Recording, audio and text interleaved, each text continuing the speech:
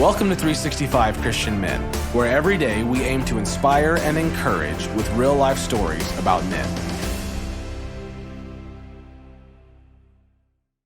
February 5th, John Calvin. Born into a devout Catholic family, Calvin was sent off to study philosophy and law. By the time he was 24, he embraced Protestantism and worked for changes in the Roman Catholic Church. He wrote the Institutes of the Christian Religion, a foundation of Protestant systematic theology, and he wrote commentaries on every book in the New Testament except the Revelation and on most books of the Old Testament. He was thoroughly convinced of the majestic sovereignty of God. Some people have said that Calvin was cold, unapproachable, unemotional, and reluctant to speak. But those who knew him well understood that facade shielded a man who felt deeply and was especially anxious about the state of the world and of men's souls. Calvin himself said, "There is not one blade of grass, there is no color in this world that is not intended to make us rejoice." Our physical weaknesses never have to limit our spiritual strength. Calvin's body was failing him. It had been for a long while now. Even on his best youthful days, Calvin had always leaned toward the frail side. Now, as an older gentleman closer to the sunset of his life rather than the sunrise, just getting out of bed proved difficult.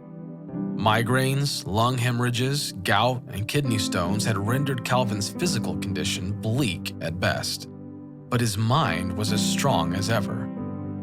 Calvin had been working his way through the entire Bible. He was writing a commentary on nearly every book.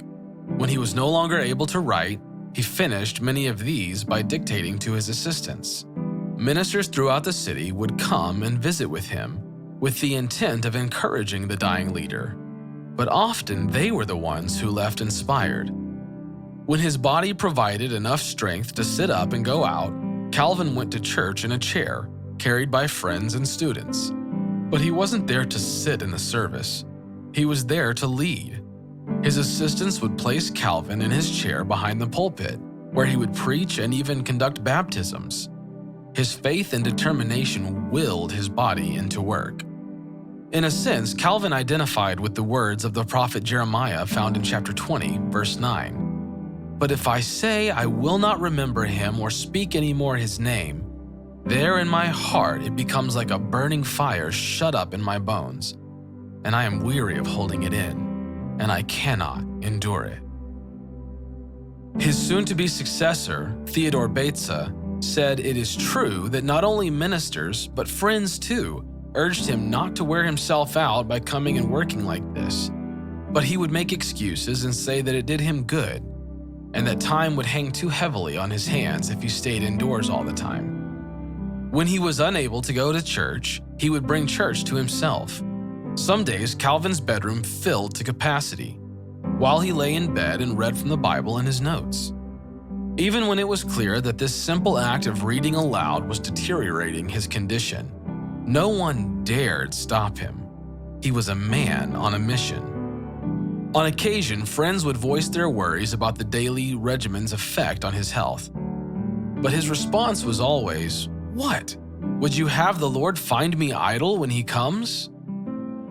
John Calvin understood the Apostle Paul's statement in 2 Corinthians 12:10. "That is why, for Christ's sake, I delight in weaknesses, in insults, in hardships, in persecutions, in difficulties. For when I am weak, then I am strong."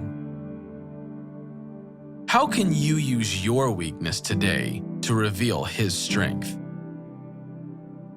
Our physical weaknesses never have to limit our spiritual strength.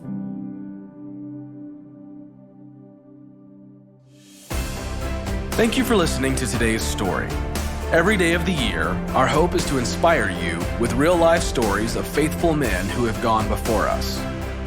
Hebrews 12:1 says, "Therefore, since we are surrounded by so great a cloud of witnesses, let us lay aside every weight and the sin that so easily ensnares us. Let us run with endurance the race that is set before us." Join us tomorrow for another story at 365christianmen.com.